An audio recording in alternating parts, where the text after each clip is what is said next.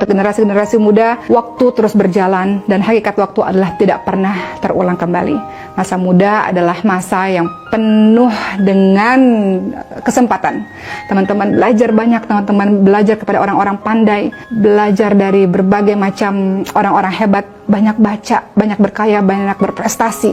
Dengan teman-teman melakukan hal-hal yang baik, insya Allah masa mudanya semuanya menjadi indah. Dan persiapkan diri untuk menjadi istri yang salihah.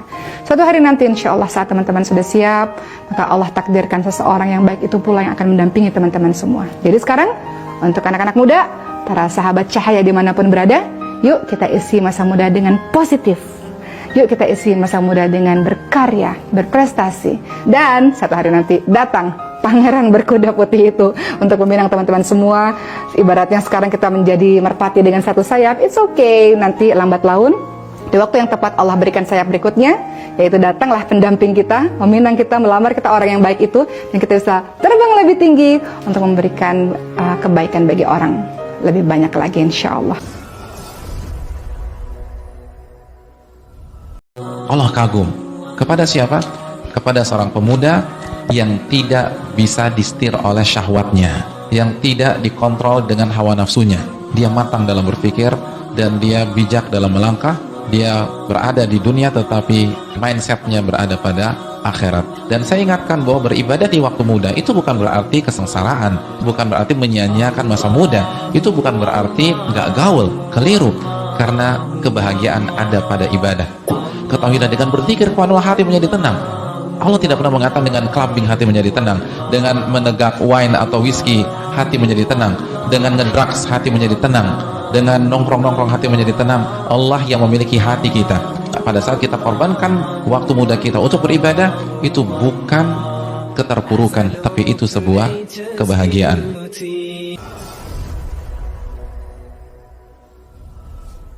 Masa mudamu kau gunakan untuk apa? Saat semua orang berjuang untuk berlomba-lomba menghabiskan masa mudanya menghafalkan Al-Quran, apa yang kau lakukan? Mendengarkan lagu-lagu dengan lirik yang tidak bermanfaat, pacaran sana sini, berzina, mendekati zina, sesungguhnya itu yang Allah larang. Wala taqrabu zina, Allah katakan jangan dekati zina, kau masih dekati zina. Kenapa tak gunakan masa muda dengan menghafalkan Al-Quran? Bukankah Rasulullah SAW sudah mengingatkan bahwa Allah punya keluarga dari kalangan manusia? Manhum ya Rasulullah, siapa keluarganya Allah?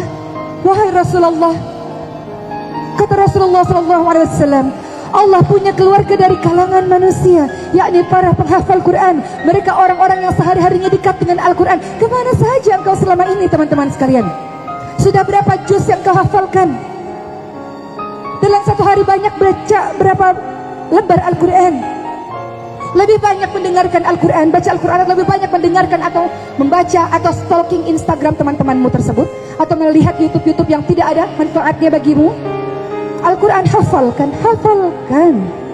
Al-Quran menolongmu di hari akhir, kedudukanmu di hari akhir berdasarkan ayat-ayat yang kau hafalkan.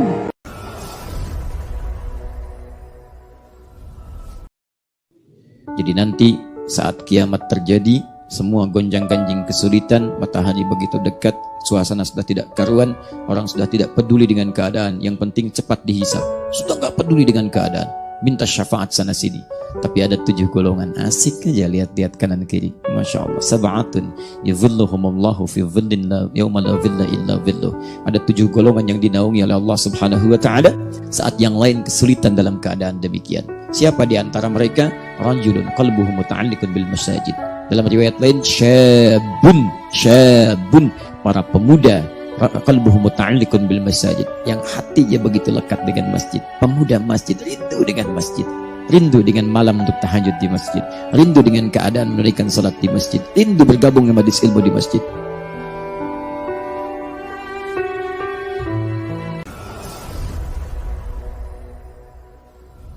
Apa yang engkau pikirkan saat ini dalam menjalani masa mudamu? Hidup hanya untuk bergaul, hanya untuk mencari kesenangan, atau mencari pacar, atau hidup hanya untuk memuaskan diri, atau memamerkan kekayaan? Engkau mengira, atau apakah engkau berpikir, apakah engkau yakin bahwa hidupmu panjang, engkau berumur panjang? Wallahu a'lam, sahabat sekalian. Kita ingat bagaimana nasihat dari Nabi Muhammad SAW. Beliau bersabda, kedua kaki seorang anak hamba tidaklah beranjak pada hari kiamat hingga ditanya mengenai umurnya, di manakah ia habiskan? Ilmu yang engkau punya, di mana engkau amalkan? Harta, bagaimana engkau peroleh? Dan bagaimana engkau menginfakkan? Dan mengenai tubuhnya, di manakah usangnya?